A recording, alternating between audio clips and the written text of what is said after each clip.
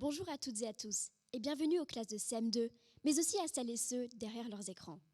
Kira, Mariam et moi-même sommes en direct au studio Molière du lycée français de Vienne pour la semaine des web radios 2023 organisée par l'AEFE, à l'occasion de la 34e semaine de la presse mise en place par le CLEMI, le Centre pour l'éducation aux médias et à l'information.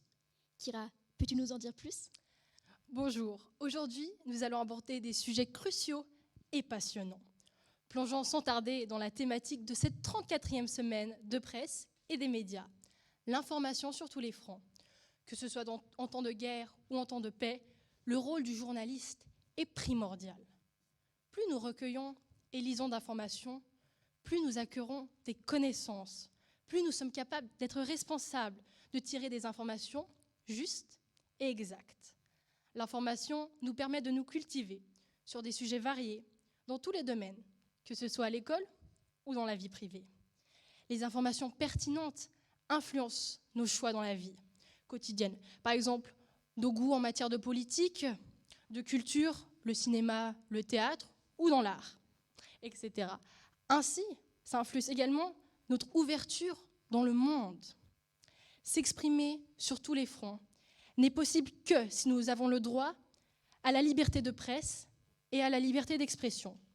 La libre circulation de l'information nous donne la possibilité d'avoir des opinions variées, tout en préservant des idées démocratiques, et nous donne la confiance, en tant que jeunes citoyens, de grandir et de savoir qui nous sommes. Disposer d'une information transparente nous permet de voir les choses clairement. Sans ces droits fondamentaux, l'information sur tous les fronts n'est plus possible, et nous devons craindre la censure ou les poursuites pour nos idées. Mais revenons à notre problématique. Lorsque l'on parle de l'info sur tous les fronts, pourquoi parler de front ? Y a-t-il un combat ? Plusieurs. Si oui, lesquels ? Lorsque l'on parle de front, l'on pense tout de suite au journalisme de guerre, à ces hommes et à ces femmes qui nous informent, au péril de leur vie. Mais est-ce le seul terrain sur lequel les journalistes doivent combattre ? Non. À l'heure où le complotisme des fake news et des réseaux sociaux, aux algorithmes qui informent et isolent l'info, c'est-à-dire une information fiable, vérifiable et qui cite ses sources, ne passe pas toujours et partout. Ainsi, la désinformation est-elle aussi un danger qu'il faut combattre ? Mais avec quelles armes ? C'est justement, entre autres, ce que nous allons observer pendant les 50 minutes que nous allons passer ensemble. Vous allez découvrir des élèves et leurs enseignants qui a pris à bras le cœur de ces questions. N'en disons pas plus. Et commençons par 2 questions liminaires que nous allons poser à notre public. Bonjour, chers élèves de CM2. Donc, les questions que j'ai à vous poser aujourd'hui, c'est qu'est-ce qu'un journaliste ? Alors, pour nous, un journaliste, c'est quelqu'un qui est là pour nous informer des informations sur l'actualité, donc du quotidien, qui vient soit sur les réseaux sociaux, soit même écrit sur un papier. N'importe quelle manière, ils essayent de nous passer quelques messages de qu'est-ce qui se passe dans le quotidien, l'actualité. Un journaliste, c'est une personne qui travaille pour faire passer les nouvelles et qui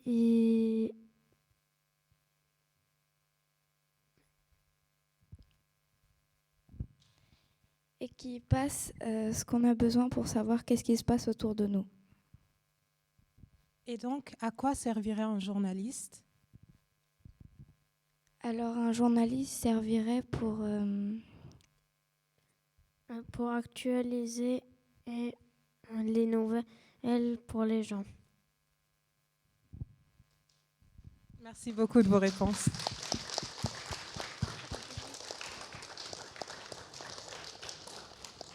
Passons maintenant à un autre projet. Dans le cadre d'une activité organisée par les documentalistes du lycée français de Vienne, pour la 2e année consécutive, à l'occasion de la semaine de la presse, de nombreux élèves ont été confrontés à ces questions-là.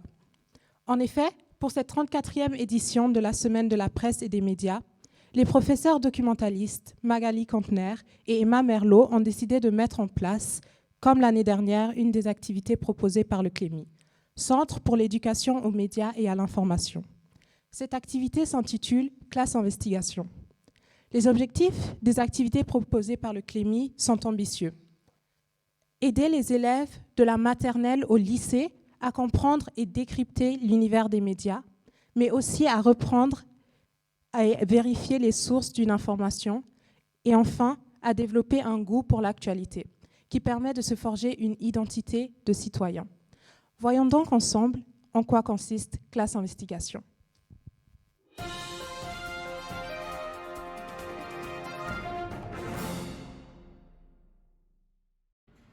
Des reporters en herbe, des journalistes en quête d'actualité ont peuplé le lycée. Au cours de la semaine de la presse, les documentalistes du CDI ont proposé à des élèves de la 5e à la 2e des projets créés par le CLEMI, le Centre pour l'éducation aux médias et à l'information. Le principe, rassembler des informations, travailler en groupe et créer leur propre reportage vidéo. 3 scénarios leur étaient proposés. 2 jaguars disparus d'un zoo, l'explosion d'une usine en Normandie et le procès Bobigny, un procès historique qui a conduit à la légalisation de l'avortement. Alors le projet a commencé avec le rassemblement des informations par des interviews des gens qui étaient présents sur le lieu où l'explosion a passé, parce que l'histoire sur laquelle on devait faire un reportage, c'était l'explosion d'une usine.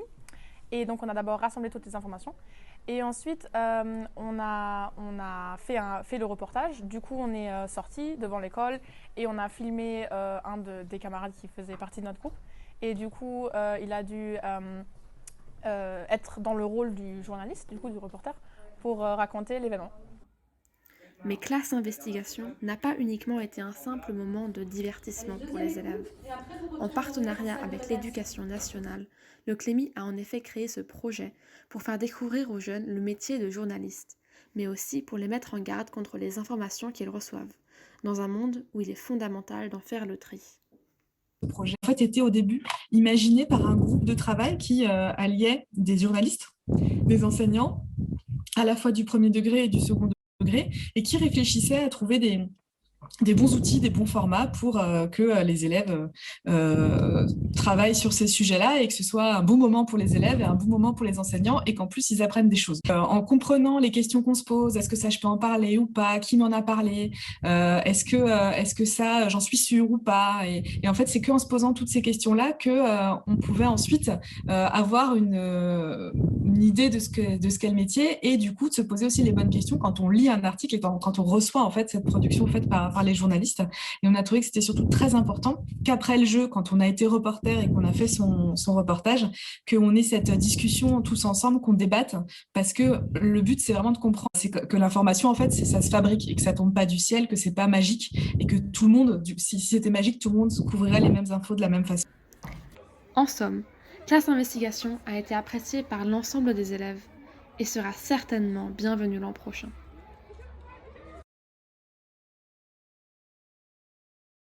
Des élèves de 4e et 2e qui ont participé à Classe Investigation. Bonjour et merci d'être là. Tout d'abord, pouvez-vous nous expliquer en quoi consistait ce projet et les étapes de ce projet ? Donc d'abord, nous avons regardé une vidéo qui nous a placés dans le contexte du procès qu'on allait étudier. Après, nous avons pris des tours avec notre binôme pour écouter les témoignages des personnes qui étaient concernées lors du procès. Et après, on devait trier les informations et choisir les informations les plus importantes. Et on devait enregistrer un reportage. Et comment avez-vous fait pour trier, vérifier et sélectionner les informations ? Donc, nous avons dû d'abord essayer de savoir qu'est-ce qui était le plus crucial et aussi décider quelles informations étaient plus importantes que d'autres. Aussi, nous avons dû en faire un texte que nous avions dû ensuite tourner en vidéo. Et avez-vous eu des difficultés en faisant cela ? Ou plutôt, quelle était votre plus grande difficulté ? Alors, la plus grande difficulté qu'on a eue, je pense, c'était le temps. Surtout à la fin, quand on a dû rédiger ce qu'on allait dire pour le reportage. On avait très peu de temps et c'était compliqué, mais après, on a réussi à le faire. Et étant donné que vous avez dû en faire un, quelle était la chose qui vous a le plus marqué dans la création d'un reportage ? ce qui m'a le plus marqué, c'est que nous avons eu que 20 minutes pour écrire un texte et les journalistes, c'est assez dur pour eux, du coup, j'imagine. Pouvez-vous nous dire 2 choses que vous avez apprises durant ce projet ? On a un peu appris comment trier les informations, comment comprendre qu'est-ce qui est vrai, qu'est-ce qui est faux, et aussi la démarche que fait un journaliste en écrivant un reportage. Et finalement, cette activité vous a-t-elle fait changer de point de vue sur le métier de journaliste ?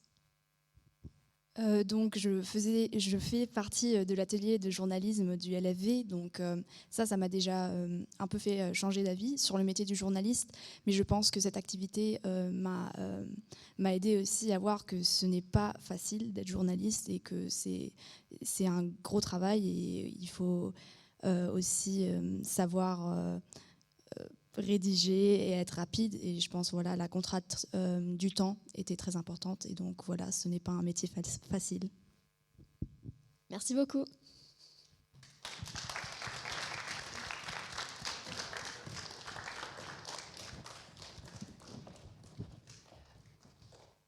Le reportage sur Classe Investigation a été réalisé par une élève du Club Journal du lycée.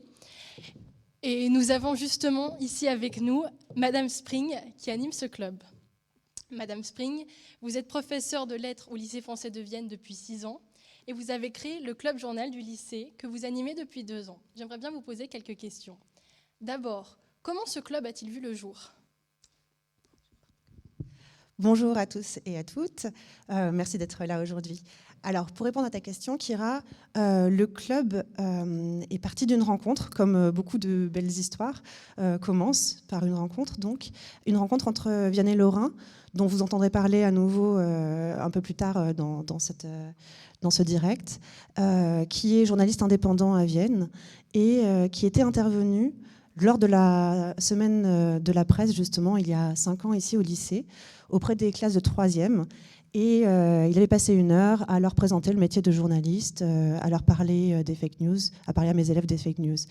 Et suite à cette première rencontre, j'ai eu envie de monter un projet avec lui, un projet donc, de plus grande envergure. Et donc, je l'ai invité à venir l'année suivante, finalement apprendre le métier de journaliste en une dizaine d'heures, pendant tout le long de l'année à mes élèves de seconde, puisque en fait, la presse est au programme en français, en seconde et puis en 4e également. Et donc de cette belle aventure est né finalement quelques années plus tard le Club Journal que je tiens maintenant, à la demande notamment de mes élèves de seconde qui avaient été très emballés par cette première découverte. Voilà. Merci. Dans quel but l'avez-vous créé en fait ? En fait, je crois que tout est parti de la conviction que j'ai que l'une des missions principales de l'école actuellement, c'est de former de futurs citoyens qui soient capables de comprendre des informations, de les décoder, de les vérifier, et qui soient, en fait, qui évitent, qui apprennent à ne pas se laisser séduire par les fausses informations et par les théories du complot qui prolifèrent en ce moment sur Internet notamment. Et donc, quelles activités sont vos journalistes ? Alors, les activités que font nos journalistes sont variées. Ce qui est sûr, c'est que la mission que je me suis donnée auprès d'eux, c'est plus que de les chapeauter, en fait, c'est vraiment de les accompagner dans les projets qui les intéressent. Et donc, en fait, on a 2 types de missions, finalement. On a les travaux que mènent nos petits journalistes seuls, individuellement, souvent, qui partent de leur envie de, je ne sais pas, par exemple, parler de d'une exposition qu'ils sont allés voir et qui leur a plu, ou bien on a par exemple une jeune fille, Lucie, qui a fait des podcasts sur les femmes qui ont changé le cours de l'histoire. Donc voilà, ce genre d'activité. Et je les suis, je corrige les versions successives de leurs travaux et je les aide à partir d'un projet et puis à le concrétiser. Et en fait, le deuxième type d'activité que nous menons, c'est en fait ce qu'on est en train de faire aujourd'hui, c'est-à-dire lorsqu'il y a des événements, mes journalistes finalement font la couverture médiatique de ces événements et puis vous voyez participent. Donc on a Laetitia ici et puis Mariam ici qui mènent les débats et qui mènent ce grand direct. Par exemple, récemment, l'Orchestre des lycées français du monde est venu ici à Vienne et 10 de mes élèves du Club Journal ont eu la chance de faire partie des GRI, donc des jeunes reporters internationaux, qui ont couvert en fait tous les événements tout le long de la semaine de cet orchestre. Voilà, le genre de choses qu'on fait au Club Journal. C'est très impressionnant. Merci beaucoup, madame.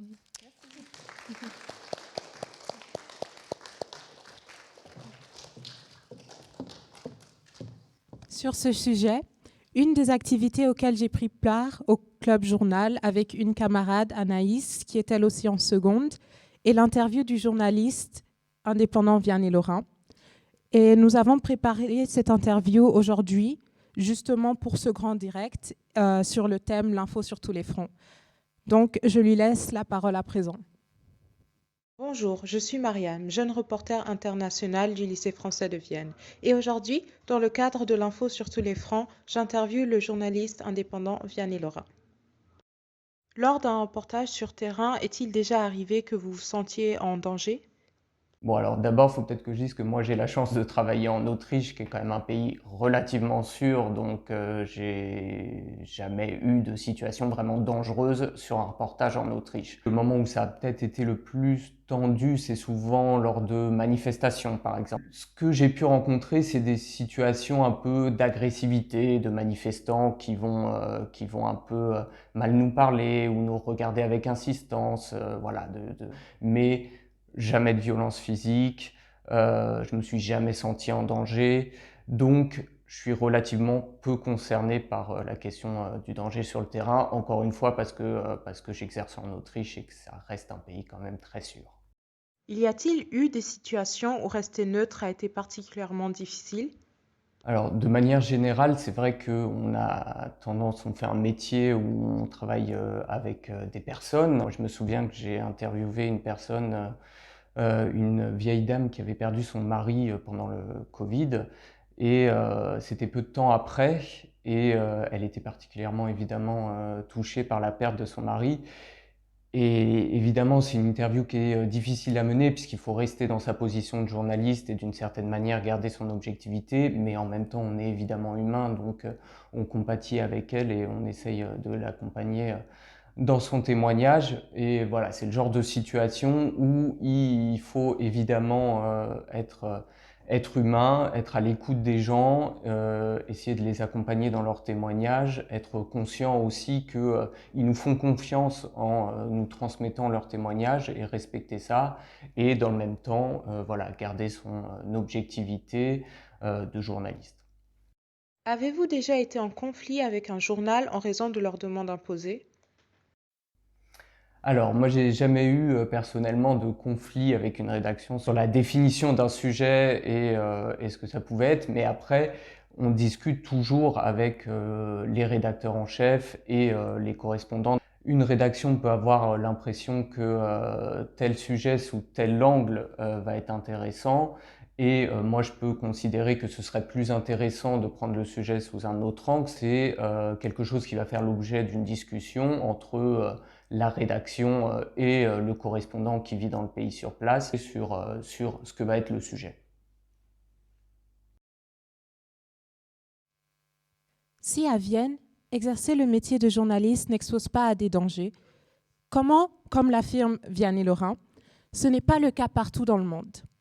Alors, chers élèves de CM2, est-ce que le métier de journaliste peut être dangereux et pourquoi à votre avis? Oui, parce que si un journaliste écrit des fois peut-être telle personne a fait ci et ça, peut-être c'est faux et la personne qui lit le journal, quand elle voit qu'il y a écrit qu'elle a fait quelque chose, elle peut se mettre en colère et après elle va se venger peut-être. Oui, je crois que c'est dangereux parce que peut-être qu'un journaliste écrit sur une mafia et la mafia ne veut pas que ça va pour que les autres peuvent lire ça. Alors peut-être il tue le journaliste pour qu'il ne peut plus écrire sur les mafias. Et peut-être en temps de guerre, si le journaliste va dans la zone de guerre, peut-être il va aussi être tué ou il va être espionné, par exemple. Oui, parce qu'en fait, il y a beaucoup de personnes qui exercent ce métier pour récolter des informations, être connus, ce genre de trucs. C'est très dangereux. Ils peuvent partir dans des zones de guerre. Je ne sais pas, comme en Israël, ils peuvent se faire mitrailler ou tuer. Ou encore, comme dans les journaux, parce que dans les journaux aussi, c'est très dangereux. Je ne sais pas. Ils disent une critique sur la police. Par exemple, la police a fait ci, et la police elle est très méchante. La police, quand elle va lire ce journal, elle va venir, elle va chercher le journaliste ou sa famille, il va le faire sortir de sa maison, et il va le tuer ou, je sais pas, torturer quoi. Merci beaucoup de vos réponses.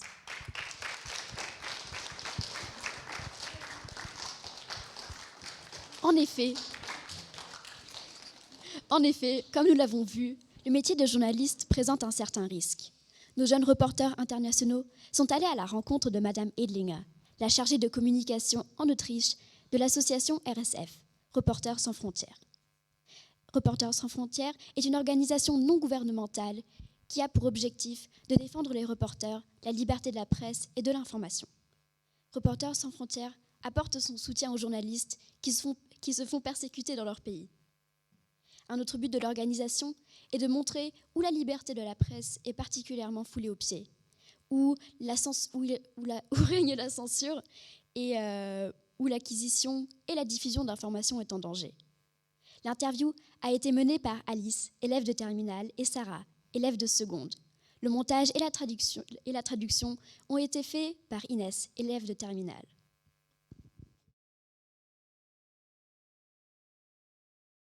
Chez Reporters sans frontières, la liberté de la presse vous tient particulièrement à cœur. Comment pourrait-on donc définir la liberté de la presse? Also wir bringen jedes Jahr den Pressefreiheitsindex raus. Da schauen wir uns an, wie schaut es wie schaut es um die Pressefreiheit in der Welt aus.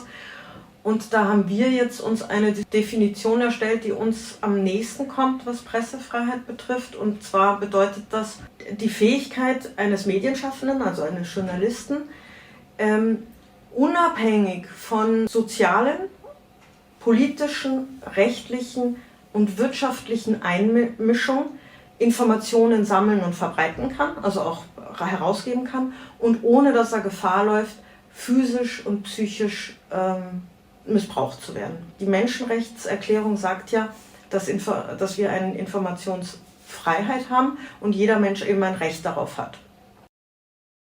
Quels sont donc les critères qui permettent de définir si un pays respecte la liberté de la presse ou non? Wir haben eben jedes Jahr diesen Pressefreiheitsindex, wo wir eben uns das anschauen, wie die Pressefreiheit ist. Und bei uns setzt sich das so zusammen. Zum einen gibt es eine quantitative Erfassung, also wie viele Journalisten, das kann man ja wirklich zählen. Zwar auch nicht immer, weil natürlich auch vieles, die Dunkelziffer ist wie bei allen Dingen natürlich immer höher. Zum einen kann man natürlich die Attacken selber zählen, also weiß ich nicht, wie viele Morde, wie viele Journalisten wurden in diesem Jahr in diesem Land ermordet. Zum anderen eben dieser qualitative Fragebogen, den wir eben intern an Experten schicken, wo eben geschaut wird, kann ein Journalist wirklich frei seiner Arbeit nachgehen, ohne, wie gesagt, Politisch zum Beispiel, was auch immer wieder vorkommt, dass ein Politiker einen Journalisten öffentlich auf Social Media beleidigt oder diskreditiert oder solche Dinge. Das zählt für uns alles, ist schon ein Stück Beschränkung der Pressefreiheit. Que pensez-vous donc de l'état de la liberté de la presse dans le monde? Ohne jetzt einzelne Länder zu nennen, kommen immer mehr Länder auf die rote Liste, wo quasi die Lage wirklich sehr ernst ist für Journalistinnen und Journalisten. Und das liegt zum einen an Journalistenmorden, die wieder zurückgekehrt sind, auch in Europa. Zum Beispiel Peter de Vries in den Niederlanden, der quasi erschossen wurde, weil er zu Mafia-Themen recherchiert hat.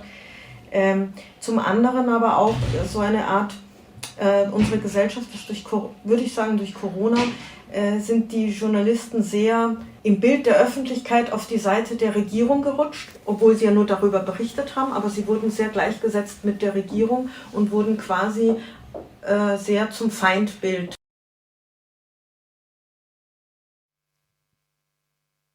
Dans le cadre du programme de spécialité, S'informer, un regard critique sur les sources et le monde de communication, les élèves de première AGGSP de M. Merlot abordent le cours à travers une problématique centrale consacrée à la liberté de presse. Liberté ou contrôle de l'information? Un débat politique fondamental. À partir d'une étude de cas de l'utilisation des médias pendant la guerre du Vietnam, ils ont également abordé la question plus large de l'information et de la propagande en temps de guerre. Cette question étant en phase avec le thème de la Semaine des presses des médias 2023, l'info sur tous les fronts, les élèves sont partis à la recherche de journalistes ayant couvert ce conflit et ont travaillé sur 9 journalistes de différentes nationalités.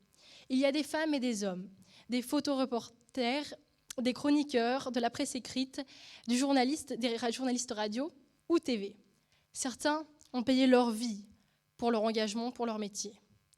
Les élèves se sont documentés sur ces personnages à travers les archives de la presse internationale et se sont ensuite attelés à la rédaction d'une chronique radiographique de 180 secondes pour présenter un des 9 journalistes.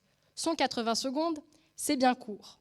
L'objectif est de sortir ces héros de l'information de l'oubli, de faire connaître leur travail, de donner envie aux auditeurs d'aller plus loin et de donner à réfléchir à travers cette guerre du Vietnam, datant de plus d'un demi-siècle, aux enjeux de l'information en temps de guerre. Nous allons à présent écouter l'un des podcasts, le podcast de Dicky Chapelle. Assurez-vous d'être la première femme partout. C'est ce que conseilla un éditeur de photographes à la première femme américaine morte au champ de bataille. Bienvenue dans l'heure du geek. Les amis, aujourd'hui nous allons nous intéresser à une femme incroyable qui a marqué l'histoire de la photographie de guerre. Dicky Chapelle. Cette phrase ayant en quelque sorte un contexte triste, dénonce le comportement de Dicky Chapelle qui a brisé les barrières de genre dans un milieu majoritairement masculin, au point qu'elle en mourra. Qui est-elle? Dicky Chapelle, née en 1919 sous le nom de Georgette Louise Meyer, était une photographe de guerre américaine qui a marqué l'histoire du journalisme dans les années 1950 et 1960. Elle adopta le nom de Dicky Chapelle lorsqu'elle est devenue rédactrice pour le National Geographic en 1942. Elle a travaillé pour des magazines prestigieux tels que National Geographic et Time and Life durant la Seconde Guerre mondiale, la guerre du Vietnam et plusieurs autres mouvements sociaux du XXe siècle. Prêt à plonger dans le monde de la photographie de guerre avec Dicky Chapelle? Allons-y. Dicky Chapelle était une aventurière, une femme qui n'avait pas peur de se mettre en danger pour obtenir la photo parfaite. Elle risqua plusieurs fois sa vie, dans les zones de conflit, pour pouvoir informer le public des horreurs de la guerre. Elle fait sa première apparition lors de la bataille d'Okinawa en 1945, où elle est admise à documenter le travail des infirmières à bord de l'USS Samaritain, un navire-hôpital ancré dans le Pacifique Sud. Mais sa vraie passion était de photographier les combats des lignes de front. Et c'est pour ça qu'elle réussit à convaincre ses supérieurs d'y aller. Dicky Chapelle avait vécu plusieurs événements troublants pendant son travail. Pendant la Révolution hongroise de 1956, Chapelle a été capturée et emprisonnée pendant 7 semaines. Mais cela ne l'a pas arrêtée. Elle a continué à parcourir le monde pour capturer les événements les plus difficiles à documenter. Avec ses ailes de parachutiste vietnamien et de l'armée américaine, elle s'aventurait là où les autres journalistes n'osaient pas aller et insistait pour ne rapporter que ce qu'elle pouvait voir de première main. Les photographies de Chappell étaient connues pour leur émotion brute et leur capacité à capturer l'expérience humaine de la guerre. Elle a souvent risqué sa vie pour se rapprocher de l'action et offrir un regard intime sur les soldats en première ligne. Son travail lui a valu de nombreux prix et récompenses. Mais son compte de zone de conflit s'arrête au Vietnam. Le 4 novembre 1965, où elle devient la première correspondante américaine à mourir au combat, après avoir marché sur une mine terrestre. Des années plus tard, d'autres journalistes ont rapporté que les troupes aéroportées vietnamiennes se souvenaient encore de la petite femme mal embauchée qui avait sauté avec eux. L'influence de Madame Chappell s'étend bien au-delà de ses photographies. Étant l'une des rares femmes à travailler comme correspondante en temps de guerre, elle a ouvert la voie aux futures générations de femmes journalistes. C'est la fin de notre podcast aujourd'hui. Nous espérons que vous avez appris quelque chose de nouveau sur cette femme extraordinaire. N'oubliez pas à nous laisser un like et de partager ce podcast avec vos amis. À bientôt les listeners! Vassilios et Étienne, élèves de terminale participant au club journal au lycée, se sont eux aussi intéressés au journalisme de guerre. Ils ont rencontré Blaise Gauquelin, journaliste à l'agence France Presse, qui vit à Vienne et qui leur a fait part de son expérience en tant que reporter de guerre. Quelles sont les spécificités du journalisme sur un terrain de guerre ? Alors c'est très intéressant comme question parce qu'effectivement on va pas couvrir la guerre en Ukraine comme on va faire le réchauffement climatique en haute montagne. Donc moi j'avais jamais fait de journalisme de guerre avant l'Ukraine, j'avais fait du journalisme dangereux mais pas du journalisme de guerre. Le journalisme de guerre c'est vraiment un danger physique, c'est-à-dire qu'il y a des bombes qui tombent et il faut pas être sous les bombes quoi. Donc il y a des choses à savoir. Donc moi j'ai fait une semaine de formation avant d'aller en Ukraine avec le GIGN en France. Le GIGN, c'est les forces spéciales comme Cobra en Autriche, donc avec les militaires, pour apprendre en fait à gérer des situations dangereuses en zone de conflit. Donc ça peut aller de la prise d'otage à comment on réagit à de la torture, à comment on fait quand on se fait attaquer par un chien, comment on saute dans le vide. Et en fait, pendant une semaine, on apprend à surmonter toutes ces peurs. Pour quand on est confronté à ça sur le terrain, on puisse avoir la bonne réaction, parce que si on n'a pas la bonne réaction, on meurt. Donc par exemple, voilà, quand il faut sauter dans le vide, il faut sauter dans le vide. Donc si tu y arrives pas avec le GIGN à Paris, c'est pas la peine d'aller en Ukraine, parce que ça peut être dangereux. Donc c'était aussi une semaine de formation pour voir si on était capable psychiquement d'accepter ça. Et donc cette préparation est très importante. On apprend aussi, par exemple, s'il y a une bombe, à sauver son camarade qui s'est fait couper une jambe. Des choses très très trash, quoi, hein, des choses assez dangereuses. Et puis aussi à être confronté à la mort, voilà. Et puis après sur le terrain, quand on le vit la première fois, moi j'y suis allé 1 mois en Ukraine, donc j'ai fait toute l'Ukraine. Et on n'est pas toujours sur le front, pas toujours avec le gilet pare-balles et le casque sur le front, mais on y est régulièrement. Donc il y a tout un tas de situations différentes auxquelles on est confronté et c'est extrêmement varié. Et moi j'ai trouvé ça vraiment passionnant. À présent, je vais vous présenter le World Press Photo Contest qui a été travaillé par les élèves de seconde 3 et seconde 4, les élèves de Madame Lamotte. Donc, le photojournaliste travaille à partir d'images qu'il produit et qui montrent l'actualité, afin d'informer le public sur les événements locaux, nationaux et internationaux. Les photographes utilisent souvent leur créativité pour capturer des images frappantes, émouvantes et mémorables, qui racontent une histoire à elles seules. Le World Press Photo Contest est l'un des plus prestigieux concours du photojournalisme du monde. Depuis sa création en 1955, le concours a attiré des milliers de photographes de presse de tous les coins du monde. L'objectif principal étant de mettre en valeur des images journalistiques de qualité qui capturent des événements importants dans le monde à l'échelle nationale et internationale. On parle alors de photojournalisme. Plus de 100 000 photographies sont proposées par des photojournalistes professionnels et une quarantaine de photos sont primées par un jury professionnel. La photo la plus prestigieuse est alors la Photo of the Year. Pour vous donner une idée, la photo la plus connue est peut-être celle qui a été prise par Nick Hughes, la célèbre Napalm Girl, par exemple. J'ai moi-même eu la chance l'année dernière de découvrir cette exposition avec ma professeure Madame Baudenès. Je peux vous assurer que ces images sont autant époustouflantes que profondes. Je laisse à présent la parole à Laetitia. Bonjour Madame Lamotte, vous êtes professeure d'histoire et géographie et vous emmenez chaque année vos élèves voir l'exposition depuis 2013. Pouvez-vous nous expliquer pourquoi il est si important pour vous d'emmener vos élèves à cette exposition et quel travail de réflexion ils sont amenés à faire après ? Déjà, emmener les élèves voir cette exposition, c'est profiter d'une occasion assez extraordinaire puisque cette exposition est itinérante et passe chaque année à Vienne pendant 3 semaines à la galerie au Westlicht. Donc l'occasion, il faut la saisir évidemment. Il s'agit aussi de sensibiliser les élèves à l'actualité du monde, se décentrer, se connecter au monde qui finalement nourrit nos cours. Et enfin, et c'est surtout ça qui est le plus important à mon sens, il s'agit d'éduquer à l'image. Et c'est utile pour les citoyens du monde que nous sommes. On est tous bombardés quotidiennement par des images du matin au soir. Et l'idée, c'est qu'il faut éduquer le regard pour mieux voir ce qui se cache derrière une photo.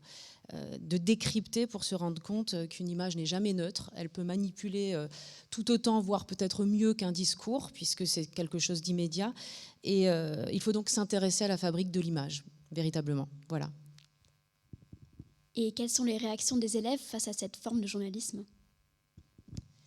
Alors elles sont diverses. C'est un gros travail qu'on fait sur les émotions en fait, parce que la photo étant un média immédiat, elle parle plus au cœur qu'à la tête.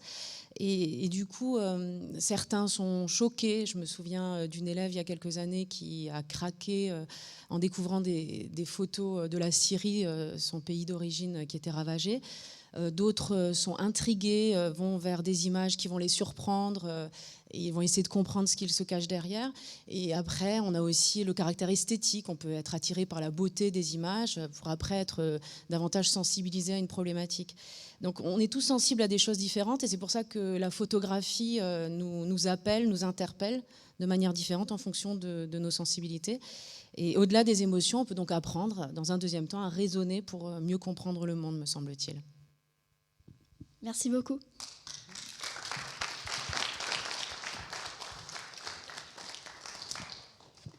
Nous allons à présent écouter le podcast de Tia sur une des photos exposées justement à ce World Press Contest de Book of Veles par Jonas Benediktsson. Bonjour, je m'appelle Tia et je suis élève de seconde au lycée français de Vienne.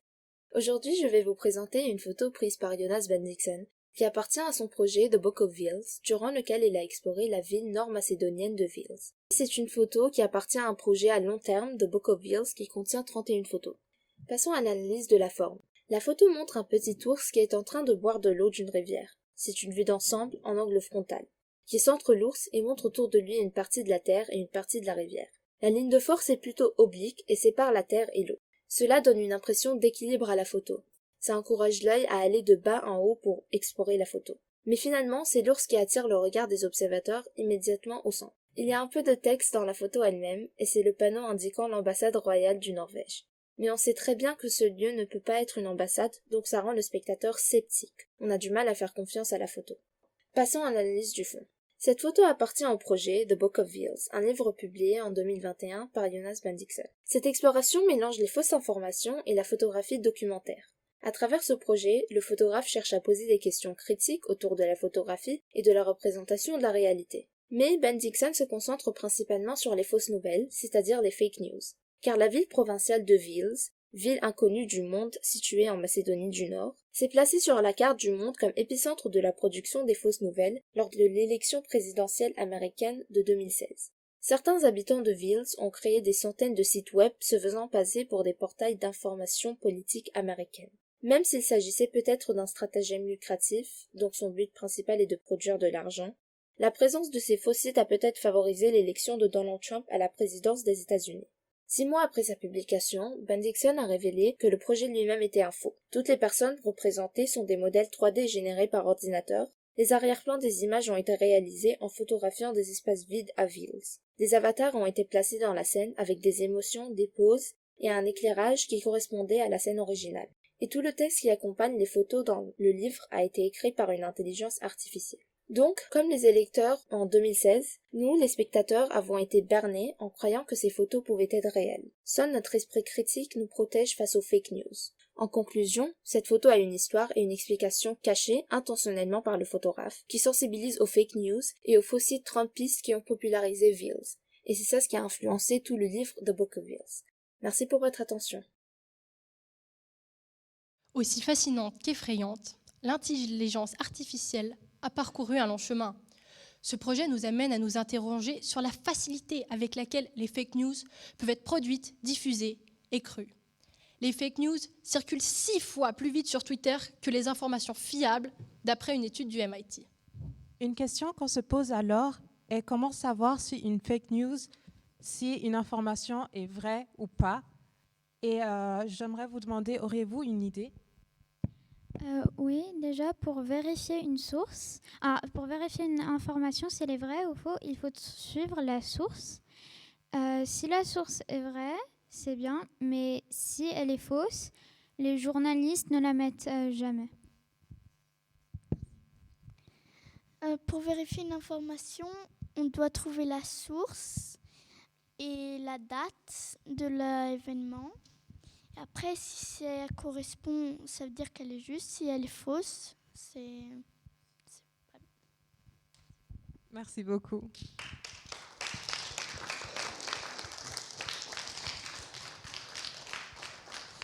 Le journaliste à l'AFP, Blaise Gauquelin, nous explique comment reconnaître les fake news. Alors le conseil que je donnerais pour repérer des fake news, des fausses informations, comme on dit, d'abord c'est de se poser des questions. Il faut se poser un certain nombre de questions quand on est consommateur d'informations. D'abord, est-ce que ce qu'on me raconte est logique ? Est-ce que la conclusion qui est tirée de l'article, elle fait sens. Dans les théories du complot, par exemple, on présente souvent des raisonnements qui sont tirés par les cheveux. Et elle pose aussi beaucoup de questions, mais elle n'y répond pas forcément. Un article est là pour répondre à des questions, pas pour poser des questions au lecteur. Normalement, quand un lecteur a fini un article, on doit avoir répondu à quasiment toutes les questions qui s'est posées sur le sujet. Est-ce que la deuxième chose qu'on peut faire, c'est de se poser la question de est-ce que ce qu'on m'envoie, est-ce que c'est seulement populaire ? Est-ce que c'est vrai parce qu'il y a 3 millions de vues, par exemple, sur Instagram ? Ou est-ce que c'est vraiment sérieux ? C'est pas parce que c'est populaire que c'est vrai. Quand on fait une recherche sur Google, par exemple, les premiers résultats qu'on voit sont ceux qui ont été les plus vus. Et ce ne sont pas forcément ceux qui sont les plus véritables. Et c'est pas parce que beaucoup d'internautes regardent une vidéo que les informations qui sont présentes dans la vidéo sont vraies. Une autre manière de repérer une fake news, une fausse information, une mésinformation, c'est de regarder si on la trouve ailleurs. Si vous voyez une information mais que ni Le Monde, ni Le Point, ni ORF.at, ni Eurosport n'en parlent, il y a de grandes chances pour que cet événement si extraordinaire soit une fake news. Il faut essayer aussi de repérer les sources. Est-ce que dans un article, le journaliste cite les sources qu'il a employées ou pas ? Si le journaliste est honnête, il est censé citer les sources avec leur véritable nom, il n'a rien à cacher. Quand il n'y a pas de source dans un article, en général, c'est mauvais signe. S'il n'y a pas le nom de l'auteur de l'article, par exemple, aussi, s'il y a une musique inquiétante aussi, en fond sonore, et si on vous dit en général tout le monde vous ment, à mon avis, c'est que c'est pas bon signe. Ensuite, il faut rechercher quel est l'objectif de l'article. Est-ce qu'on veut vous vendre quelque chose ? Est-ce que c'est de la propagande pour vous convaincre de voter pour quelqu'un ? Est-ce que c'est de la communication ? Est-ce qu'on veut vous convaincre de quelque chose ? Est-ce que c'est une rumeur ? Est-ce qu'on veut vous faire peur ? Ou est-ce que c'est une information, c'est-à-dire un article qui vous amène à réfléchir, à vous apprendre quelque chose, etc. Enfin, le dernier conseil qu'on pourrait donner, c'est de regarder le site internet qui publie l'article. Si ça se termine par fr, .fr, .com, .org, ce sont des choses qui sont beaucoup plus officielles que si ça se termine par .inf, par exemple, ou des choses comme ça. Effectivement, ce n'est pas facile de ne pas tomber dans le panneau. Mais alors, Comment combattre les fake news? Écoutons ensemble la réponse de Blaise Gauquelin. Alors, comment est-ce qu'on peut lutter contre les fake news? D'abord, moi, j'aurais envie de dire que mon travail de journaliste, c'est pas de lutter contre les fake news, c'est de faire le meilleur travail possible pour convaincre les gens de me lire moi et pas des fake news. Donc, je pense que le meilleur moyen de lutter contre les fake news, c'est de faire du bon journalisme, du journalisme de qualité. La plupart des journaux ont développé maintenant des rubriques qui démontent les fake news.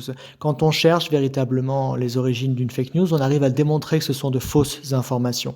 Donc à l'agence France Presse, on est leader mondial avec un partenariat avec Facebook pour démonter les fausses informations qui sont par exemple présentes sur Facebook, mais désormais quasiment la plupart des médias ont leur propre rubrique dédiée. Enfin, j'ai envie de dire que la troisième manière de lutter contre les fake news, si on veut faire ça, c'est de s'informer de manière active et non pas passive. C'est-à-dire qu'il ne faut pas forcément lire ce qu'on vous envoie, lire le premier article qui est présent sur une page d'accueil d'un ordinateur, ce qui est partagé sur le réseau social populaire sur lequel on est ou alors dans le groupe de la classe, mais il faut activement aller chercher les informations qu'on recherche. Il faut se demander où est-ce qu'on va les chercher, qui les écrit et pourquoi. Sans journalistes engagés et courageux, le public serait-il encore informé? Des journalistes ont décidé de mettre de côté leur patriotisme pour exposer la vérité. Je vous propose de découvrir le portrait de Seymour Hersh, présenté par des élèves de première AGGSP de M. Merlot, dont l'ensemble des portraits sera disponible sur notre web radio. En général, les journaux ont tendance à tous ronronner les mêmes faits. Cependant, il y avait un journaliste qui sortait de l'ordinaire et qui exposait les vérités. Il s'agit de Seymour Hersh. Qui n'aimerait pas en savoir plus sur un journaliste qui dénonce des actions et qui cherche à révéler les vrais faits, même si cela veut dire mettre son propre pays sous la lumière des projecteurs en dénonçant ces actions inadmissibles sur le plan humain. Ce journaliste d'investigation américain, né en 1937 à Chicago, a révélé ou contribué à révéler certains des plus grands crimes de l'histoire américaine, notamment le massacre de My Lai. Pendant la guerre du Vietnam, la découverte que les États-Unis étaient en train de constituer un vaste stock d'armes chimiques et biologiques en pleine guerre du Vietnam et les mauvais traitements infligés aux prisonniers à Abu Ghraib en Irak par les forces américaines. Il a aussi mis en lumière les efforts de déstabilisation menés par l'administration de Richard Nixon en 1973 pour renverser le président chilien Salvador Allende ou encore révéler le programme nucléaire secret israélien. Pour le massacre de My Lai en 1968, il a obtenu un prix Pulitzer en 1970. Mais en quoi consiste donc cette affaire qui a choqué le monde entier? Au matin du 16 mars 1968, les habitants du village de My Lai, au sud du Vietnam, préparent leur petit déjeuner tranquillement. Il n'y a que des femmes, des vieillards et des enfants, pas de soldats, ni de Viet Cong. Seulement des civils qui ont été tués de sang-froid par une centaine de soldats de l'armée américaine. Le bilan est lourd, il est de 504 civils tués. Cet épouvantable massacre, qui a été dissimulé par l'armée, a seulement été révélé 18 mois plus tard, en novembre 1969. Et cela a été fait par un journaliste américain, qui est notre fameux Seymour Hersh. Pour conclure dans la guerre, il est rare que les journalistes agissent contre les intérêts de leur pays. Cependant, Seymour Hersh n'a pas reculé devant le devoir moral et professionnel, car il s'est imposé de dire la vérité. Ses faits et gestes sont des actes considérés comme presque héroïques dans la profession. C'est un journaliste de la vieille école qui représente une catégorie qui n'existe presque plus aujourd'hui. Journaliste d'investigation acharné, il ne soumet pas ses articles au contrôle de la CIA. Il est donc considéré comme l'un des meilleurs journalistes de sa génération. C'est une légende vivante du journalisme. Les journalistes doivent également mener des combats éthiques. Blaise Gauquelin nous éclaire sur cette problématique. Alors, quel est le combat ou quels sont les combats principaux que le journaliste doit mener actuellement? Alors, le premier combat, c'est de ne pas perdre les lecteurs, parce que le monde étant devenu extrêmement anxiogène entre la guerre, les pandémies et les problèmes de société qu'on a, j'entends de plus en plus depuis 6 mois, 1 an, les gens dire qu'ils ne regardent plus les journaux parce qu'ils ne peuvent plus supporter. Donc le principal combat, c'est de trouver une manière d'écrire qui ne soit pas totalement pessimiste et qui laisse un espoir aux gens.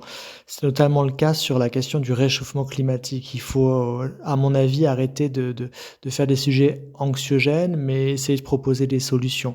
Donc un journalisme de solutions, je pense que c'est un vrai combat parce que il faut réussir aussi à intéresser les gens aux solutions.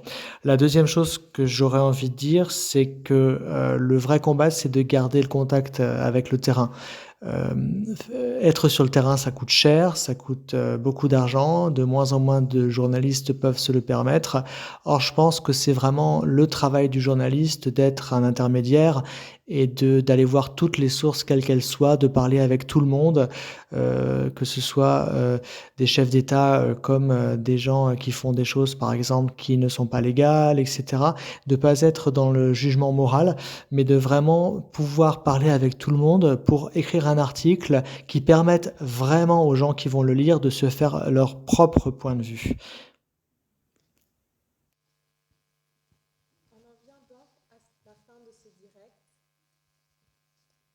Donc à la fin de ce direct. Et j'aimerais pour finir remercier tous ceux qui ont participé à ce projet, notamment M. Gauquelin-Blaise et Vianney Laurin, mais aussi Frau Edlinger et Madame Lamotte. Je voudrais aussi remercier Alice Spring et Magali Kantner qui ont fait un travail colossal pour organiser ce direct. Sans oublier à la régie Jean-Baptiste, Rose, Camilla ainsi que tous les GRI qui encadrent ce direct. Et enfin, le public qui nous a accompagnés aujourd'hui pendant ces 50 minutes. Merci à tous et au revoir.